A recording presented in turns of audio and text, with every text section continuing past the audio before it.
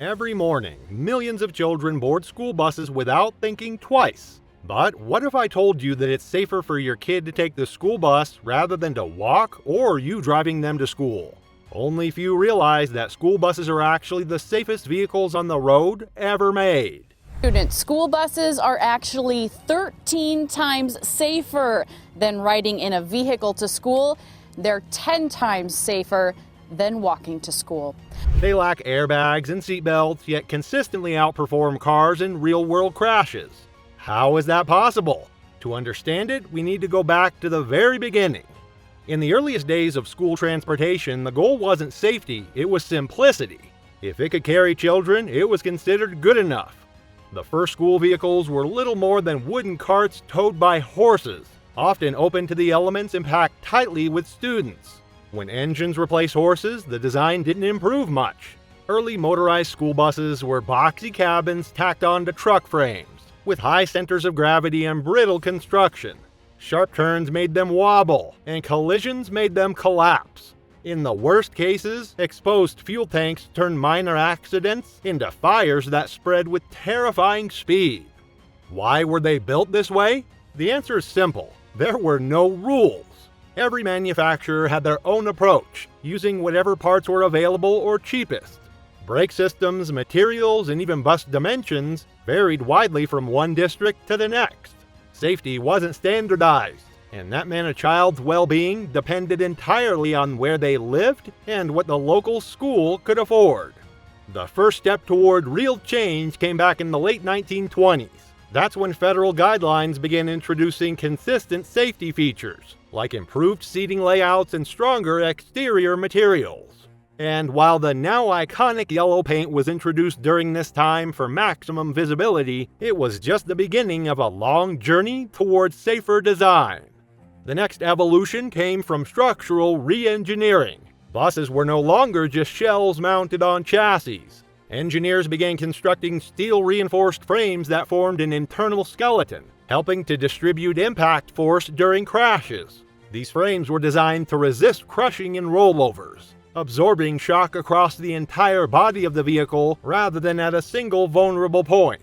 Designers also widened the wheelbase and lowered the center of gravity to prevent tip-overs altogether. Suspension systems were refined to give the bus greater balance and stability on the road. But building a stronger vehicle was only part of the solution. Engineers also had to protect students inside.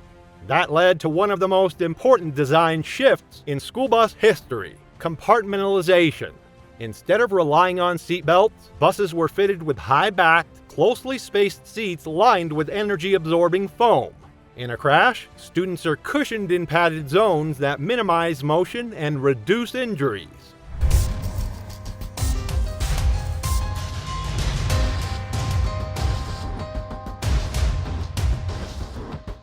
Unlike seatbelts, which depend on proper use, this system works passively. Protection. This passive restraint system, which we call compartmentalization, requires no action on anybody's part. Once you sit down and sit in your seat, back to back, seat to seat, you're wrapped in a cocoon of protection. It's always engaged, and it protects every passenger every time. School bus safety had moved beyond theory. It was now something built into every inch of the design. But not every danger came from collisions. Early buses were built with a single exit, usually at the rear. If that door was jammed during a fire or rollover, students had no other way out. Today, evacuation is a design feature. Modern buses have side emergency doors, roof-mounted escape hatches, and breakable windows. No matter the position of the vehicle, there's a path to safety. They can go out windows on the side, they can go out the roof hatches. There's 2 in the conventional size buses. And then we have the emergency exit out the back door. To add another layer, newer models use interlock systems that won't let the engine start unless every exit is fully sealed. It's a small safeguard, but it ensures no emergency door is left open by mistake. Then there's what drivers can and can't see. Older school buses had large blind spots, especially near the front bumper and along the sides. These were zones where a child could stand and be completely invisible to the person behind the wheel. Cross-view mirrors helped solve that. By carefully angling mirrors at the corners of the bus, drivers gained a full view of the danger zones. At busy stops where students walk around the vehicle, that visibility can mean the difference between a close call and a tragedy. Some districts are now adding wide-angle cameras to supplement mirrors, giving drivers a live view of the entire perimeter in real time. But mirrors and exits don't solve everything. A major threat still comes from outside. Many student fatalities don't happen inside the bus, but in the moments after the students step off. Passing vehicles often ignore the rules, blowing past stopped buses. To deal with that, engineers included stop arms, mechanized signs that swing out when the doors open, paired with red flashing lights. In some states, the law requires traffic in both directions to stop, even on multi-lane roads. Crossing arms at the front of the bus push students to walk several feet ahead, staying visible to the driver the entire time. Enforcement varies, and some areas have installed external cameras on the stop arms themselves, automatically recording license plates of violators. Elsewhere, the solution takes a different form. In Japan, school buses are compact, designed for narrow roads. Many include seatbelts and high visibility designs. In the UK and Germany, traffic isn't legally required to stop for school buses. Instead, pedestrian crossings and school zone speed limits carried the responsibility. In much of Europe, students don't take school buses at all. They use trains, trams, or public buses. That reduces costs for schools, but it places more risk on the students themselves, who must navigate crowded streets without direct oversight. School buses already rank as the safest vehicles on American roads, with fatality rates far below those of private cars or public transport. But that does not mean progress has stopped. Every few years, lawmakers and engineers debate new proposals, more restraints, more sensors, and tighter laws. The idea is always the same. Can we make an already safe system even safer? That question has sparked one of the longest-running arguments in school bus design, and it centers on seatbelts. Some states require them, others do not. The main argument against mandatory seatbelts comes down to cost and effectiveness. Engineers point out that school buses are built around the safety principle called compartmentalization. Instead of relying on belts, the entire seating layout is designed to absorb impact and protect students from hard surfaces. The seats are tall, padded, and spaced close enough to act like soft barriers. It's a passive safety system that doesn't depend on whether students buckle up. Adding seatbelts sounds like an obvious upgrade, but the data paints a different picture. And if everyone's in a seatbelt and now they're all damaged at the waistline in their interior cavity, then how are you going to get them out in a timely manner? Additionally, studies showed that retrofitting buses with seatbelts would cost billions nationwide.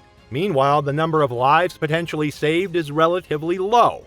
Bus crashes are already rare, and fatal ones even more so. Supporters say that any life saved is worth the investment.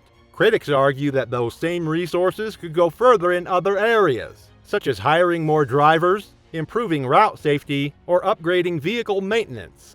Beyond seatbelts, automation is the next frontier. Some experts believe autonomous school buses could remove the biggest risk of all, human error. No more distracted driving, bad judgment, or fatigue. But full automation is still far from mainstream. Trust is a hurdle. Would parents willingly send their children off in a driverless vehicle? Maybe one day, but not yet. For now, the focus is on driver assist technology.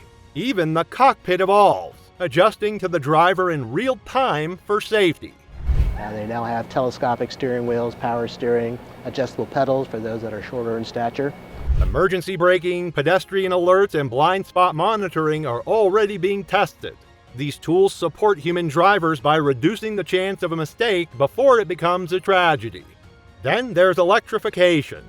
Electric buses cut down on emissions, reduce noise, and cost less to maintain over time. But they are expensive. A single electric model can cost 3 times more than a diesel equivalent.